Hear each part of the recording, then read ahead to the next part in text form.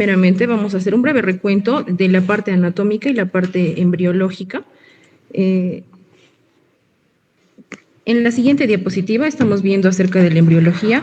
Vamos a ver que la faringe se va a formar se va a formar del intestino faríngeo, exactamente de lo que son los arcos faringeos en la cuarta semana. Como se ve en la imagen, vamos a ver que los arcos van a estar separados por hendiduras faríngeas y también y las bolsas faríngeas, ¿no?, que se encuentran en la parte interna, que también posteriormente van a dar origen a otras estructuras.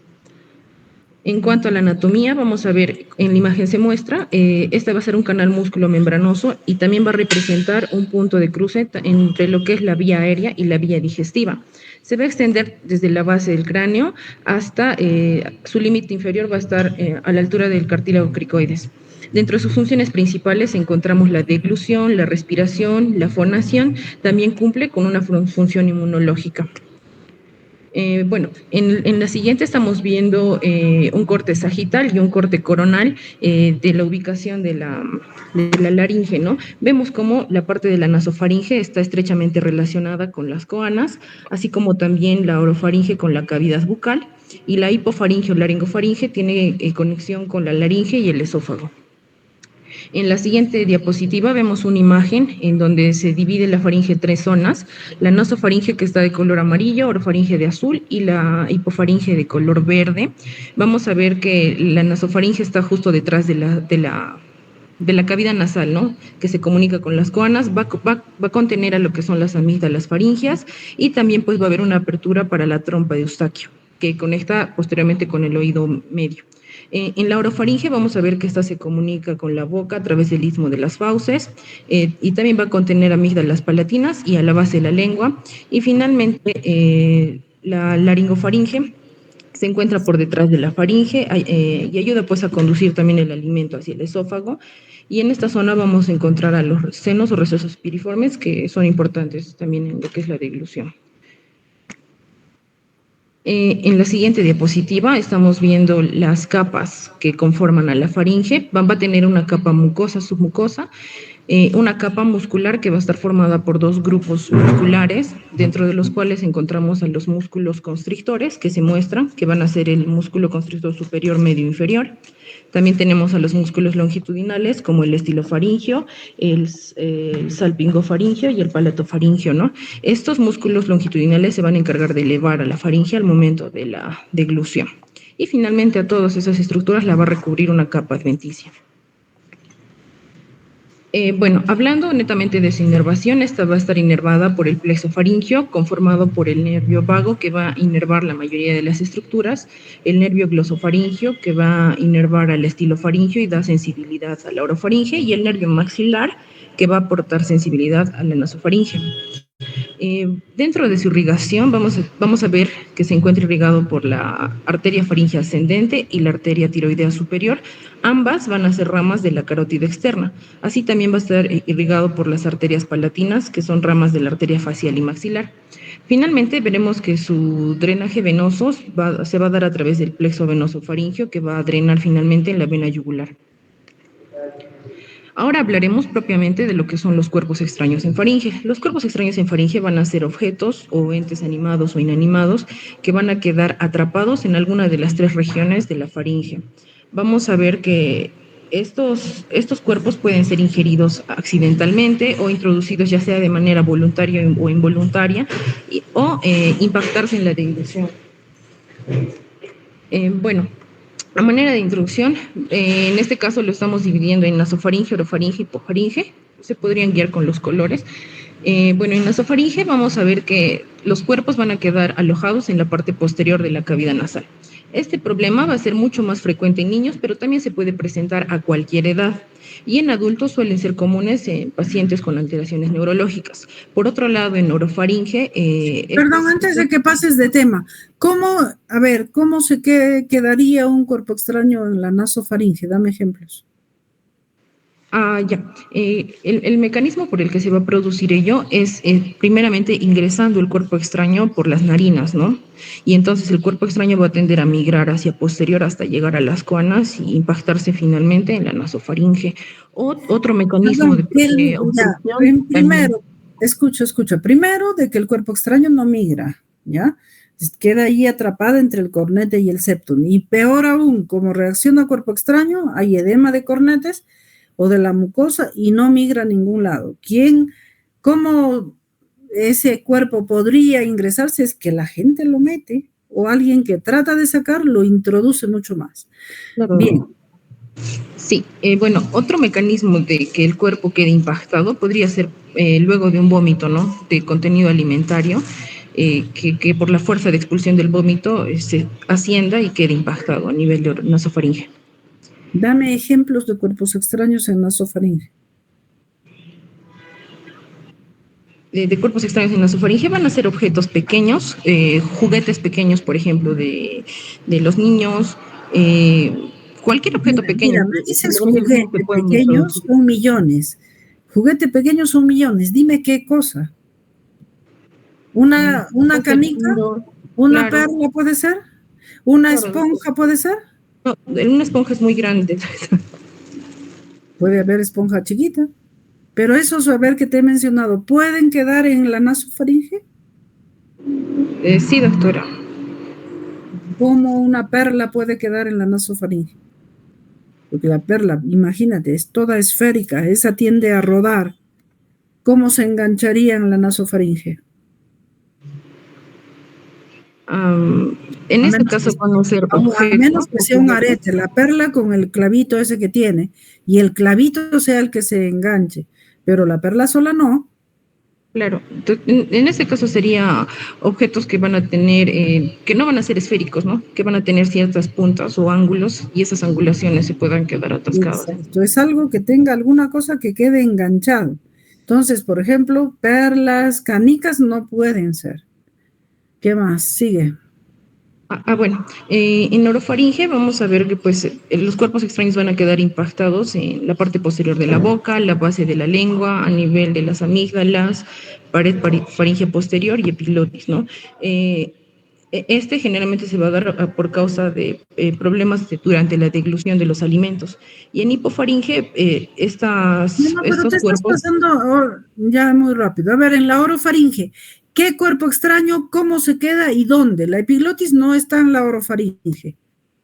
A ver, bueno, explícanos mejor.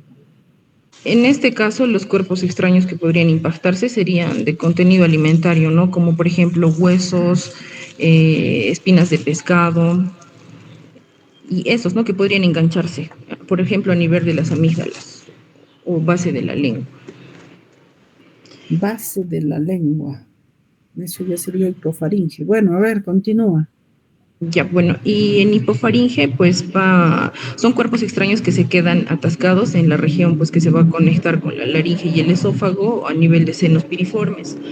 Vamos a ver que en hipofaringe debemos tener mayor especial cuidado, ya que esta va a ser una de las localizaciones más peligrosas, pues puede llegar a comprometer vía aérea o provocar perforaciones esofágicas. En cuanto a lo que digo comprometer vía aérea, me refiero a alimentos o alimentos que van a tener mucho más volumen, ¿no?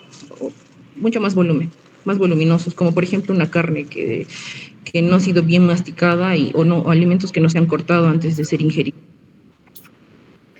Bueno, en la siguiente diapositiva estamos viendo unas imágenes de cuerpos extraños. En la primera estamos viendo uno en orofaringe, que como se ve en la imagen es un palito de orégano a nivel de la amígdala.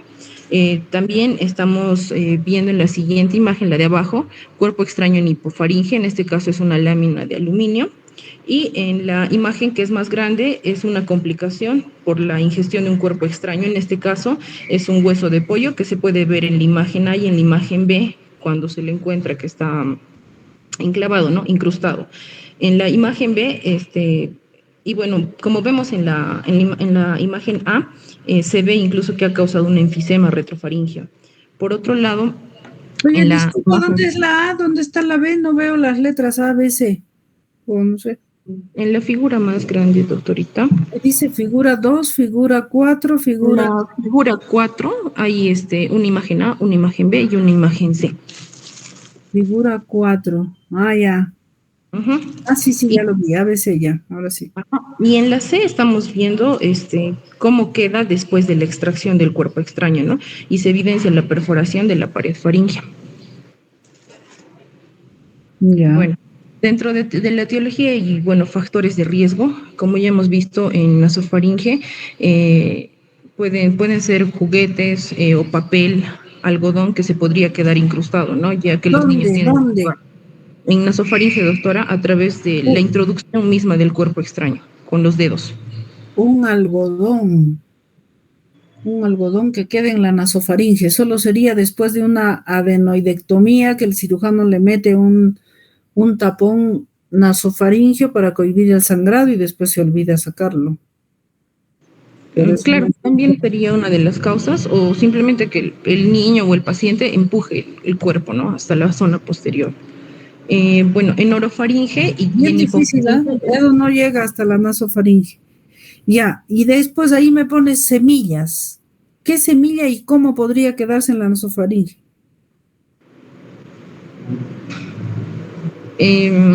Por la introducción, doctora, principalmente, ese sería el principal mecanismo de que un cuerpo extraño quede atrapado a nivel de nasofaringe. En este caso serían, en el caso de semillas u otros alimentos que se pudieran introducir por la nariz, tendrían que ser pues alimentos que sean capaces de quedar retenidos a través de angulaciones, ¿no? Por Que eso, puedan. que sean capaces de quedarse ahí retenidos.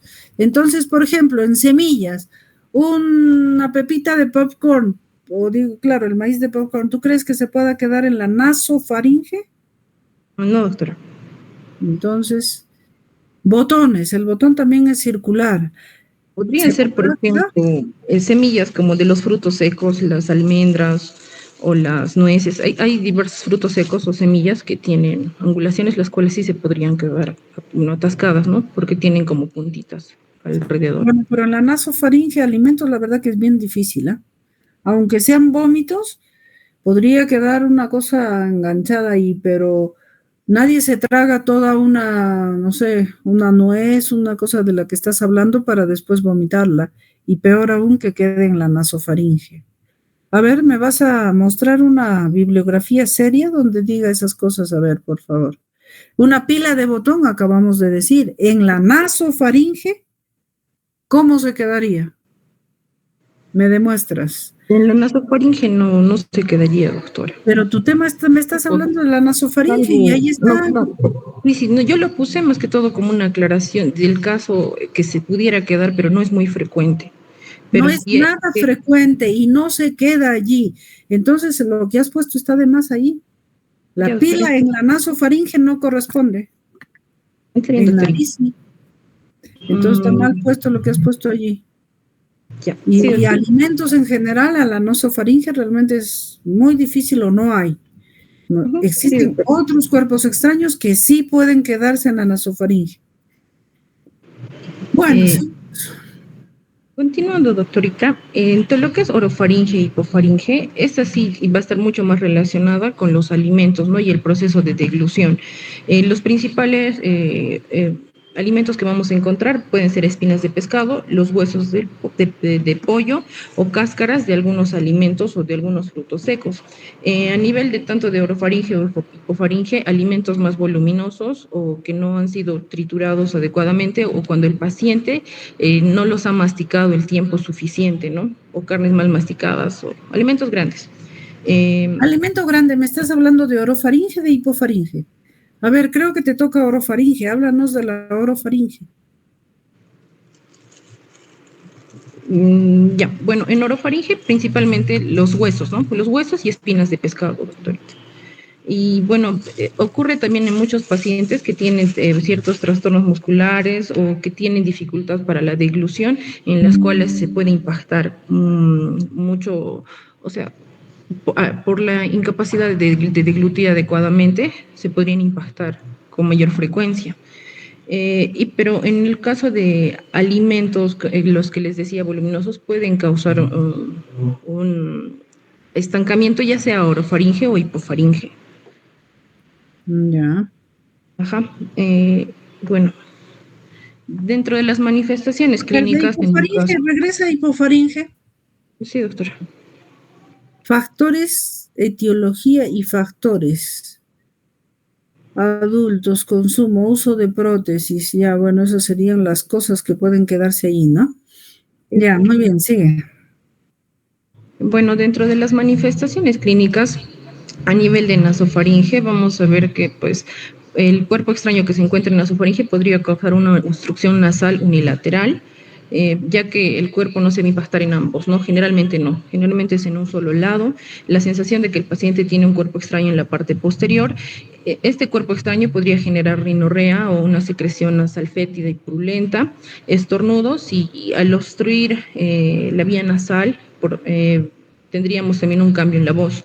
En síntomas crónicos o si es que el cuerpo permanece más tiempo, se podrían formar abscesos o granulomas alrededor, ¿no?, del cuerpo extraño. Pueden causar infecciones como rinosinusitis u otitis, producir un mal aliento y si este cuerpo llega a lacerar la zona, podría condicionar una epistaxis, ¿no?, posterior. Ya. Dentro de lo que es orofaringe,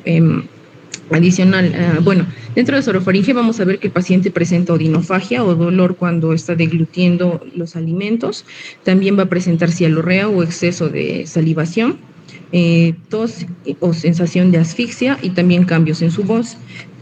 De igual manera puede presentar inflamación o infecciones locales. También, si es que hubiera una infección, podría presentar fiebre, mal aliento por la causa de los abscesos o infecciones que pudiese haber y dificultad respiratoria. En cuanto a la hipofaringe, la odinofagia en este caso va a ser mucho más intensa, también va a presentar cialorrea, dificultad para respirar si es que el objeto llegase a obstruir la vía aérea y tos persistente o cambios en su voz. Muchos de estos cuerpos extraños que van a llegar a esta zona pueden en algunos casos llegar a producir alguna lesión esofágica, por lo cual se produciría un dolor torácico. También puede haber en estos pacientes que ya tengan una infección, podría producirse fiebre, mal aliento y sangrado, ¿no?, en la saliva. Podríamos ver sangrado en la saliva, lo que indicaría que hay una lesión a nivel de la mucosa. Bueno, dentro del diagnóstico vamos a ver que en nasofaringe nosotros debemos indagar los antecedentes sobre la manipulación de la nariz o si el paciente ha insertado cuerpos extraños a través de la nariz.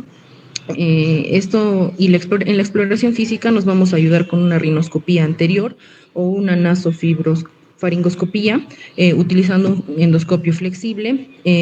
Buscaríamos también la obstrucción a nivel de las coanas. En orofaringe vamos a ver que esto está relacionado con la ingesta de alimentos, ¿no? La exploración física, al ser una zona, una cavidad mucho más accesible, se puede hacer con el uso de un frontoluz y un bajalenguas, o también utilizar laringoscopía indirecta, como se muestra en la imagen, puede ser oral o utilizando un laringoscopio. Y en hipofaringe, el diagnóstico va a ser muy similar. También es importante acá mencionar que se puede hacer en el momento en caso de que exista enfisema subcutáneo, podríamos aumentar a la parte del diagnóstico una palpación cervical, ¿no? Y buscar también, ¿no?, si es que hay edema de mucosas. Ya, a ver, regresa a la diapositiva anterior. Mira, primero en orofaringe, hacer laringoscopía no correspondería, pues porque orofaringe está ahí mismo, a nivel de la boca. Ahí solo con abrir la boca encuentras el cuerpo extraño. Laringoscopía, el espejo que estás mostrando y se ve ahí la epiglotis, es para ver la hipofaringe y la laringe. Ya, ahora en el cuerpo extraño, en la hipofaringe, solo le haces palpación del cuello si sospechas de enfisema. Sí, doctora. Según lo que leí, si es que hay sospecha de enfisema, podríamos, bueno, o sea, de rutina se hace siempre, ¿no? Pero eso se hace siempre y hallar enfisema, esa ya es una complicación grave que significa perforación. Muy bien, sigue. Bueno, en la siguiente diapositiva vamos a ver qué estudios de imágenes nos podrían ayudar a diagnosticar la presencia del cuerpo extraño. Además de la anamnesis y la exploración física, nos podríamos ayudar de una radiografía de cuello-tórax que como se ven en las imágenes, va a detectar objetos radiopacos, como podrían ser huesos o metal. La tomografía computarizada en casos complicados o donde el cuerpo extraño se encuentra en una zona de difícil localización. También si es que hay sospecha de perforación o enfisema. Y bueno, si el cuerpo extraño está mucho más inferior en hipofaringe, o que ya podríamos utilizar también una endoscopia digestiva alta, que no solamente nos ayudaría con la parte diagnóstica, sino con la parte del tratamiento, ¿no? De la extracción del cuerpo. Tenemos el signo de Minengerod, que es un signo clínico que se caracteriza por la presencia del cuerpo extraño, principalmente a nivel hipofaringio. En las imágenes, incluso estamos viendo en la imagen a la derecha, la presencia de una pila de moneda, pero este ya está más en la parte superior, ¿no? Posterior, perdón, en la parte inferior, en la que se va a conectar con en la que la faringe se conecta con el esófago. Ya, es Bueno, eso. Bien. En lo que es tratamiento, el tratamiento básicamente consiste en lo que es la extracción de este cuerpo extraño. Para ello debemos considerar su localización y el tipo de objeto, ¿no? Que haya podido impactar a diferentes zonas. A nivel de la nasofaringe podemos usar pinzas largas como la pinza bayoneta o ganchos si es que es posible, ¿no? Si es que es accesible. También, si es que hay cuerpos extraños de blandos o semilíquidos, podríamos aspirarlos con una sonda. También se podría hacer una endoscopia nasofaringia para objetos que sean muy profundos o difíciles de visualizar, y la cirugía si es que el cuerpo extraño pues está muy impactado o ha generado ya complicaciones a nivel de esta zona. En cuanto a orofaringe, la extracción va a ser manual a través del uso de pinzas largas, ¿no? Pinzas largas, un frontoluz, pero también podríamos pedir al paciente que induzca la tos en caso hay objetos pequeños y que pues que no tengan un riesgo de daño al salir, ¿no? Que puedan lacerar más la mucosa. Y endoscopía si es que los cuerpos están mucho más profundos. En hipofaringe podríamos valernos de la laringoscopía y endoscopía. También cirugía, si es que hay muchas complicaciones graves a nivel ya sea del esófago o hipofaringe. Y también usar lo que es en este caso la maniobra de Heimlich. La maniobra de Heimlich. En la siguiente diapositiva estamos mostrando y evidenciando la maniobra de Heimlich va a ser pues para alimentos, generalmente alimentos, ¿no? Al momento de que la persona está deglutiendo existe... ¿Qué tipo de alimentos? ¿Cuál sería la indicación de una maniobra de Heimlich?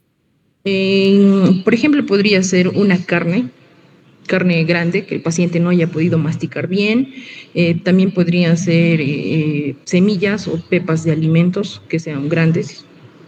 Entonces, lo que se ve es el signo universal en la imagen, el signo universal de la asfixia, en el cual el paciente o la persona que va a presentar la asfixia se va a llevar una o ambas manos al cuello, ¿no? Entonces, lo que debemos proceder a hacer es posicionarnos detrás del paciente, hacer un puño, más o menos este puño lo ubicamos debajo del proceso sifoides, por encima del ombligo, y el movimiento que se ve en la siguiente imagen es hacia adentro y hacia arriba, ¿no? Para tratar de que el paciente expulse el cuerpo extraño, ¿no?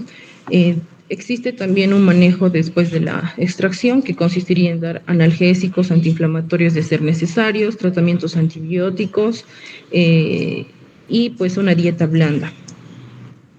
En la siguiente imagen estamos viendo que en caso de que la persona se encuentre sola, podría realizar automaniobra de Heimlich.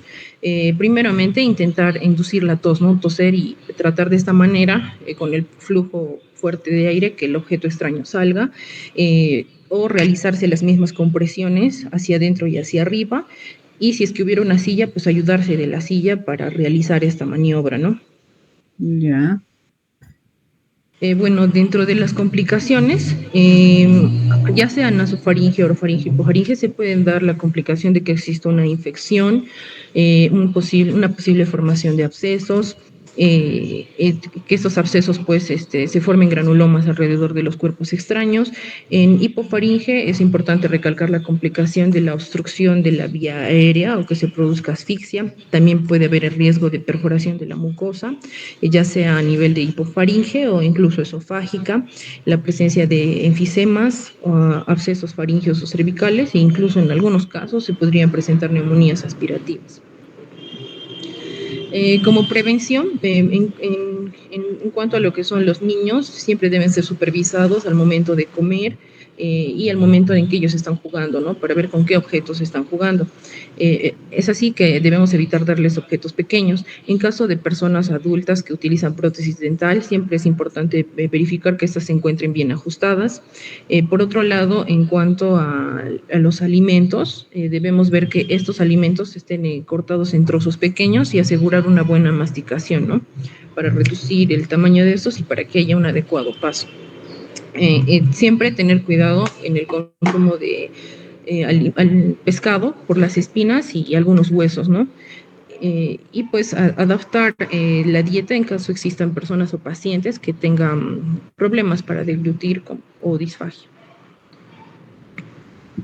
Bueno, en la siguiente diapositiva he hecho un cuadro comparativo de las diferentes características que se puedan dar a nivel de nasofaringe, orofaringe e hipofaringe. Bueno, ese anterior cuadro era de las cosas ya mencionadas y bueno, como conclusiones vamos a ver que los cuerpos extraños en nasofaringe van a ser mucho más frecuentes en niños, requieren pues una extracción rápida para evitar complicaciones.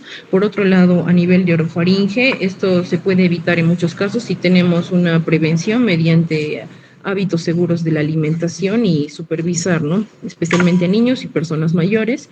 Por otro lado, cuerpos extraños en hipofaringe representan una urgencia o incluso emergencia médica, ya que pueden comprometer la vía aérea generando asfixia o provocar lesiones y perforaciones a nivel de la mucosa faríngea o esofágica.